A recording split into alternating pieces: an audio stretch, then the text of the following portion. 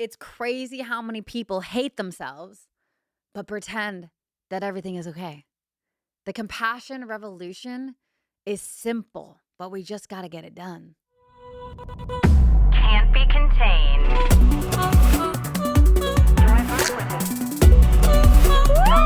That's what I'm talking about. Hello, my loves. Welcome back to another episode of the Can't Be Contained podcast. What would you guys do if I sang this whole episode? That'd be weird. You wouldn't like that because I'm not that good of a singer. It'd probably be annoying for both of us. So we're not going to do that. We're not going to do that. All right, guys, this episode is a long time coming. It is all about self-compassion, which is different than self-love because self-love is a state of being. Self-compassion is an action. Self-compassion is an action. I'm a poet and I know it. So in this episode, I'm going to walk us through different ways that we can begin to infuse self-compassion into our world. And here's the most surprising thing that I've personally found about self-compassion is it barely takes any time. It just takes intention. You know, I really believe the more self-love we have, the less fucks we give, the easier our life becomes. The more that we fill our cup, the more that we are kind to ourselves, the more that we use compassion as a compass, the more that we are spending time being intentional about loving ourselves and doing things in the name of compassion, like truly kindness. Like think of the type of energy that you have towards like a small child or like a dog, right? It's like, oh my God, I love you. You're so amazing. And we will like do things for that child and we will go out of our way to support that child. But we don't have that same relationship to ourselves. Oftentimes we deprioritize ourselves to the nth degree, especially I see this a lot in mothers, and God bless any person who is mothering a small child. I've seen my friends go through it and I'm like, that is a whole situation. Like that is full on constantly. And I know because of the time constraints, I've seen it firsthand, how challenging it is to prioritize you. But again, it's not about the length of time, it's about the intention. And so my intention for this podcast, The Compassion Revolution, How to Turn Self-Hatred into Self-Love Quickly, is all about walking you through very tactical, tangible things that you can do, that you can carve out of your day in order to just fill up your cup. Because here's the truth of it all. The amount of life force that you have is directly in proportion to the ease of life. And in another way I can say that is there's a relationship between energy and problems in life, right? So the more energy that we have, the more that we are feeling aligned, alive, energetically, just charged, juiced up, yummy, amazing, feels so good. The problems in life seem like tiny little pebbles. However, when you are depleted, when you are stressed out, when your tank is empty, the smallest of problems can seem like mountains. And so the relationship between energy and problems is that's just consistently how it is. And so how can we prioritize ourselves? How can we remove any sort of doubt, any sort of fear, any sort of excuse, any sort of I'll do it later, any sort of when this happens, then I'll do this.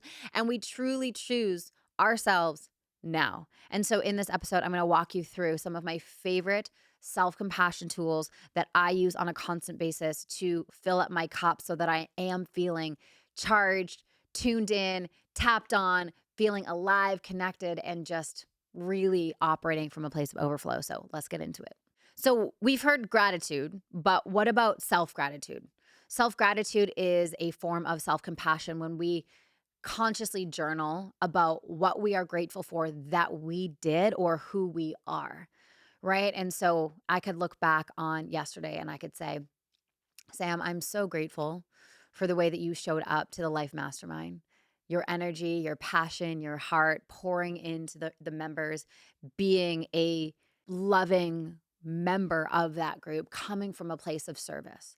I'm so grateful for that moment where Eric briefly mentioned that he wanted a coffee and you made him one. Like that was amazing. I'm so grateful that you took the time and decided to not go out with your friends last night, but just stay at home, have a bath, make yourself a beautiful meal, and go to bed really early. Like, amazing. Like, thank you for doing that. And so it's about reflecting on the last couple days and just pulling out these moments of just pure gratitude and just writing it down in your journal. Like, thank you for that. As if you're writing a letter to yourself. Like, thank you for that. That was so amazing. Thank you for doing that. Thank you for doing that. Thank you for doing that. That is such a catalyst in us filling up that tank. The second one is energetic projection. So we are projecting energy onto our system, our nervous system, moment by moment. I'm doing it right now. But the difference is, am I doing it intentionally or am I doing it on default? And so when I energetically and intentionally project onto myself, my system will actually configure to a new way of being. Guys, energy is everything. Energy is everything. Energy is everything. Energy is everything. I cannot say it enough. Did I say it enough, John? I don't know. Did I say it enough? I'm not sure. Energy is fucking everything. And so you are projecting energy onto yourself every day on default when you're not even thinking about it.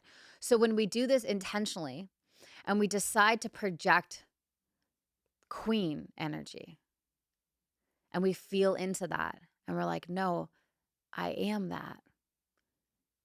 I am that. I am that. And we project power onto us. I am that. I am that. I am that.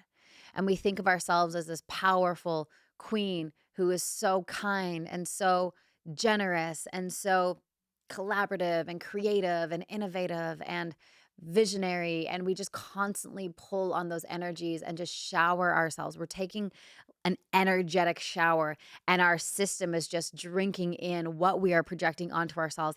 And that's the energy that creates reality.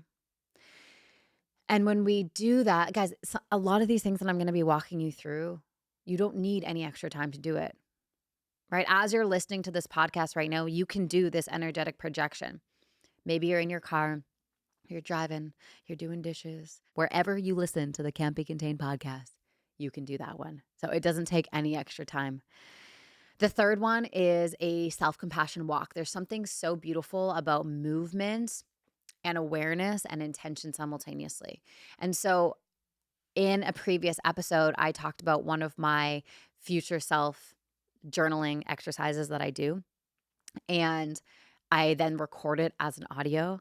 So doing a self-compassion walk is like taking time out of your day, 20 minutes, half an hour, whatever you got, listening to an audio where you can either listen to that future self audio or you can record an audio speaking to yourself, letting yourself know how much you appreciate you, right? I appreciate that you are constantly growing and learning. I appreciate that you are constantly reading new books. I appreciate that you are not shying away from hard things, but you're actually leaning in with an open heart and you're growing and you're learning and you're evolving. I appreciate all of the work that you've done here and here and here. And you just keep showering yourself with this appreciation as you're moving. There's really something about moving as we're receiving information. It like helps it really stick. I know for myself, when I am on a meeting and I do a walking meeting versus just like staring at someone's face on Zoom, I'm more creative. It lands deeper. It's just better for me. So maybe you're someone who also needs that. And so self-compassion walks and just listening as you're walking is just such a powerful way of really depositing compassion in that bank.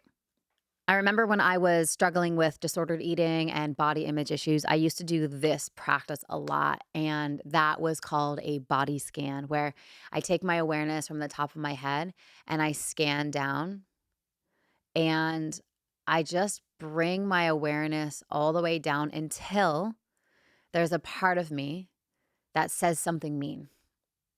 It could be a thought. It could be before, historically, when I was struggling with body image stuff, it was always like body image stuff, like, oh, I don't like this. I don't like this, or blah, blah, blah. It was always that type of talk. So the practice is, as soon as you hear that, you meet that voice with love I hear you. It's not true. I love you. And then you start back at the top and you keep scanning again. And you keep scanning until you hear that voice. The second you hear that voice, you meet it with love, you start again. Okay. And so when I first started doing this, I'm like, man, this is going to take 24 hours. It didn't. But it takes some time to constantly meet the arising with love, right? Transformation is at the intersection of pain and love. We can't actually transform sustainably if we're not choosing to love first. It's so powerful, it's so important, right? Transformation is at the intersection of pain and love. So when we do that, then we can acknowledge, like, what is that small part of me saying? And how can I not suppress it, ignore it, push it away, push it down? But how can I just meet it? Like, hey, I see you. I see you. Hi. That's not true. I love you anyway. What do you need from me? And then start back at the top. This is a really powerful one for self compassion, especially if you are listening to this and you are currently struggling with body image issues and that's something that you are working with at the moment. This body scan is real powerful. I've mentioned this before on this show. I've mentioned this a lot, actually. And that's the whole concept of forgiveness. And I've mentioned it in the context of forgiving others quite often recently on the show. But one of the steps of the compassion revolution is self forgiveness. Self forgiveness. It is wild how much energy we store in our bodies for things that we've just not forgiven ourselves for yet. And it could be something as simple as you said you were going to go to yoga and you didn't. And then there's a part of us that's like, oh, why didn't you do that? Or whatever it is, it could be something bigger than that. But writing a letter, writing a list, I'm sorry, writing a list of everything that you're holding on to. What haven't you forgiven yourself for yet? What haven't you forgiven yourself for yet? And how can you, moment by moment, go through each one and just do the practice of letting it go, like cutting the energy and letting it go? Like that's in the past. I did the best I could given the situation I was in. Let it go. And the more we let go, the more we have this space in our body for new energy, new freedom, new fulfillment, new just like power. So allow yourself to release the energy that does not serve you anymore.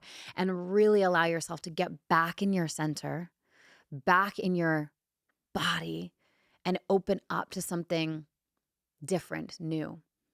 Let it go, let it go, let it go, let it go, let it go. And you don't need a reason to forgive yourself, you know? You don't have to overcompensate. It's like, oh, well, I forgive myself because I did all this good stuff over here. It's like, no, that's still conditional and it's still transactional. You can forgive yourself and you can let it go just because you are worthy. That's it. You are worthy to forgive. You're worthy to let go. And so this is a liberator. This brings in so much freedom. And when we can remove the tension, the stuckness in our body, we can breathe deeper, we can laugh louder, we can do all the good things. I tell my breathwork facilitators in training that there's 3 ways to release energy in the body: through breath, through movement, and through sound. And so when we use breath, movement, and sound together as dance, but not performance, just like movement as medicine, as energy, as release. This is an act of self love, of self compassion, like letting the body do the work. Put on your favorite song. One of the song that I love dancing to when I'm feeling like in a crunch is, what's that song, John? Don't you dare look back, just put your eyes on me. Shut up and dance, you know? So that song. Or if you're feeling like more moody, you can put on like, Take Me to Church or something. But put on a song and let yourself move, breathe, and let out the somatic noise, the primal energy that is stuck in the body, and just let the body and the breath do the work, like really move it through the body, opening up, letting go, releasing, releasing, releasing, releasing, releasing. When we do that, we allow ourselves to drop into just a deeper place. And the body knows what to do. The body knows how to release energy. The body knows how to heal itself. And when we surrender the mind to have to know how to do it and if it's right and da da da da da da da da, then we actually get to tap into the infinite wisdom, intelligence that's in our body that ultimately knows how to heal ourselves. It's so powerful. And so, this is an act of self compassion, of using the breath, the body to just get in there and release and relax and let go. All right, the last one, and you probably are not going to like this one, but I promise you, it works really well. So, my fiance Eric has a company called Freewild, and the whole mission of the company and like what they're doing is reconnecting people back into nature, getting people off their phones, just reconnecting back to each other. And one of the things that they have is something called wild mode. And it's where you put your phone in a box, and the intention is like, don't touch your phone and like stay in this world. And we were up in Idlewild a couple weeks ago, and my phone was in the box. And, for the first like 5 minutes, your system's a little bit like, what do I do? What's going on here? And then after a while, you kind of just like forget that that other world exists, and you are just so present in this world. And more specifically, you're so present with yourself.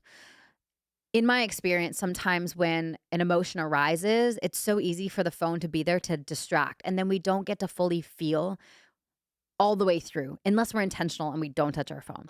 So get a box, put your phone in the box, and give yourself the grace to have a digital detox. Maybe it's for an hour, maybe it's for 3 hours, maybe it's for some of my mentors on Sundays. They're like, I just don't touch my phone on Sundays. I put my phone in a box on a Sunday and I just don't touch it until Monday morning. Whatever your vibe is, whatever flows with your lifestyle, have times where you are intentional about not being on your phone, and take that time instead, rather than scrolling on Instagram or doing whatever you do, and just be with yourself and listen to what comes up and shut down the noise so you can hear the voice that whispers within, moment by moment, breath by breath. It is so beautiful. And everything that you're looking for in the phone exists in your body. We just need to tap in, drop our minds into our hearts, breathe, and really feel into who we really are. Thank you guys so much for tuning in to another episode of the Can't Be Contained podcast. This episode is powered by Pause Breathwork. If you are desiring to step in to the next phase of your career and become a breathwork facilitator, maybe you're already a coach and you want to add another tool, another mastery technique to your practice, or maybe you're an aspiring coach. You just know you're meant to be a coach and help people. Maybe you've always been the one to help people. Head on over to pausebreathwork.com and all of the information will be there for you. All right, guys, have an amazing rest of your day. Thank you so much for tuning in.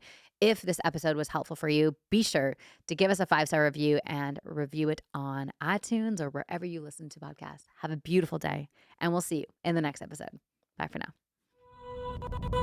Can't be contained.